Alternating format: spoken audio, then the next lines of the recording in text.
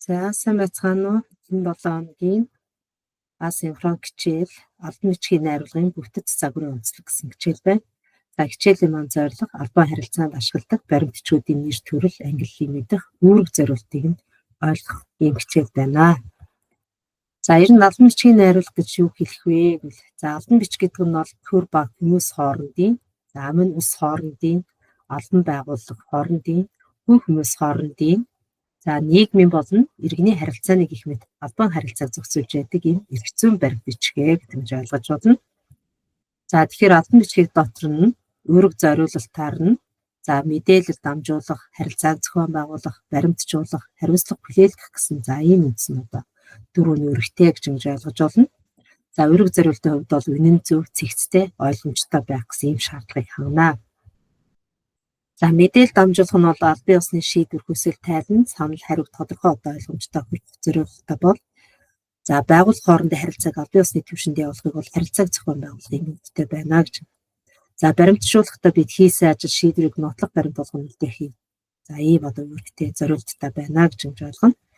За хариуцлага хүлээлгэх нь бол албан бичгийн үндсэндээ хариуцлага шийдвэрийг одоо хэрэгжүүлэх, нөхцөл бүрдүүлэх юм үүрэг зориулттай гэж ойлгож байна. За албан бичгийн найруулгын ангиллыг дотор нь захирамжлалын, зохион байгуулалтын, мэдээлэл авалгааны, хөрхний гэсэн. За үндсэн дөрөв нь одоо төрөлд хуваадаг. За захирамжлалын баримт бичгүүдэд бол зарлиг захирамж, хууль тушаал, за ерөнхийлөгч, ерөнхий сайд бүх шатны засаг дарга ч юм уу тийм ээ. За төр байгууллагын эрх бүхий албан тушаалтнуудыг гаргасны одоо зүйл байдаг. Өөрөөр хэлбэл одоо бүх нийтээрээ за ард түмэн болон байгууллагын ажилтнууд бол бүх нийтээрээ одоо дагаж мөрдөх ийм захирамжлалын бичиг баримтууд байна.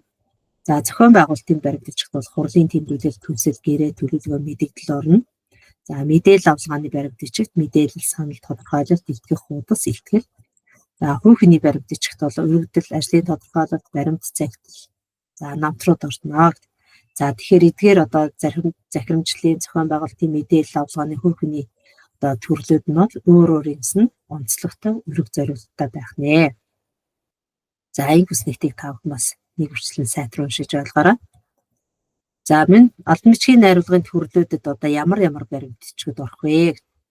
За захирамжлалын баримт бичгүүдэд бол зарлиг захирамж, хууль тушаал орно, зохион байгуулалтын баримт бичиг, хурлын тэмдэглэл, төсөл, гэрээ, төлөвлөгөө мэдээлэл орно. За эдгээр нь бол өөр ингэсэн үндсэн шинжүүдийг хангасан. За үүрэг зориулалттай байдгийг ийм хүснэтээс бичиж тэмдэглээрэй. За мэдээлэл авалгааны баримт бичигт мэдээлэл, санал, тодорхойлолт, илтгэх хуудас, илтгэл орно. За хүүхний баримт бичигт бол өргөдөл, ажил байдлын тодорхойлолт, за баримт загтал, намтар орно гэж ойлгоно. За эдгээрүүд нь өөр өөрсдөнгөсөн. За үүрэг зориулалтаа өнгө одоо аястай юм байна. За энийг бас минь дэвтэр дээрээ тэмдэглэл хийж сайтар уншиж ойлгоорой. За минь албан бичгийн найруулгын хим хэмжээ гэж байна. За хим хэмжээнд бол дотроо зөв дуудах зөв хим хэмжээ, зөв бичих хим хэмжээ, хэзүү хим хэмжээ, үгийн сангийн хим хэмжээ гэсэн. За ийм одоо дөрөв одоо хим хэмжээг хадгалсан байх хэвээр. За зөв дуудах зөв хим хэмжээ гэдэг бол ярианы хэлбэрээр бас одоо бичгийн хэлний зөв дуудлагаар хэлхийг хэлж байгаа. За жишээлбэл бидний одоо ярианы дунд бол явж гин гэж одоо хэлдэг тийм ээ. За энэ бол бичгийн одоо зөв дуудах зөв явж байна гэсэн юм одоо байдлаар одоо хэлэх ёстой гэсэн. За минь одоо зөв бичих зөв хэмжээ байна. Энэ бол зөв бичгийн дүрэн бүсэг цэг цэгдлийн тэмдгийг одоо зөв хэрэглэх. Өөрөөр хэлбэл албан бичигт одоо найруулгын болон үгсгийн алдаа гаргахгүй байхыг хэлж байна гэсэн. За тэгэхээр жишээлбэл хүсэлт гаргав гэсэн одоо тийм ээ хоёр янзаар одоо бид ярьж бичдэг. За мөн хилцэн хэмжээ гэдэг нь өгүүлбэрээр бүгдээ зөвсийн хязгаар холбоог одоо зөв хэрэглэх ёстой. За холбоох одоо өгсөдийг зөв хэрэглэнэ, найруулгад одоо зөв хэрэглэнэ гэсэн. За үгийн сангийн хим хэмжээ гэдэг бол тухайн одоо найруулгад одоо үгийн нутаг найруулгад одоо тохируулна оновчтой хэрэглэх ёстой. Давхарцсан бол нүгтэй амын яриа нэгийг одоо хэллэхээс байд болохоор зайлсхийх гэсэн ийм шаардлагуудыг за хим хэмжээ гэж ойлгож болно. За албан бичгийн найруулга тавигдах бол үндсэн 6 шаардлага байна. За нэгдүгürt нь товч тодорхой оновчтой байх ёстой, энгийн урьдсан зүйл байхгүй, нэмэр хачиргүй, энгийн одоо төв байх ёстой, итгэл үнэмшил төрөөлхөөц байх ёстой. За мөн найруулгын үг утга төгөлдөр байх ёстой, албан бичгийн зохих хэлбэр загварыг баримталж бичнэ гэж. За албан бичгийн найруулга гэдэг бол ерөнхийдөө загварт найруулгын төрөлд хамаарагддаг. Тийм учраас нөгөө өөр өөр ингэсэн загвартай яах нь загварынхаа дагуу бичигдсэн байх ёстой гэж ойлгож байна. За та бүхэн за энд одоо өргөдлийн бүтцийг ажиглаад за уншаад үзээрэй. За энэ одоо бүтэц ямар байгаа вэ гэдгийг за сайтар уншина. За мэдээж одоо ихэд тавигдах шаардлага ихийн нэмсэн бүтцүүдийг бол хангаж явах хэрэгтэй. Эхлэл болт хэсэг тийм ээ. За тэгвэл энэ өргөдлийн хувьд бол эхлэл хэсэг нь хаана байна уу? Гол хэсэг нь хаана байна уу? Төгсгөл хэсэг нь хаана байна вэ? За тэгээд одоо өргөдөл бичих загварын одоо бүтэц загварыг хангасан байна уу гэдгийг ажиглаарай.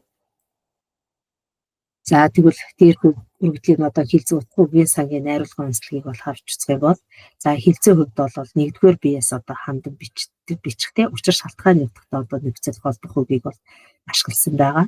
За үгийн сангийн хувьд бол үгийн сангийн одоо шууд утгатай идэвхтэй үг хэлхийг олон давтсан. За утгацсан хувьд бол оновчтой товч тодорхой итгэл үнэмшилтэй баримт бодлоготой учир зүйнтэй холбоо гаргасан байна гэж тэгнэж байна. За тэгэхээр ер нь өргөдөл гэдэг бол өөрөө бас мань загварт найруулга тийм ээ.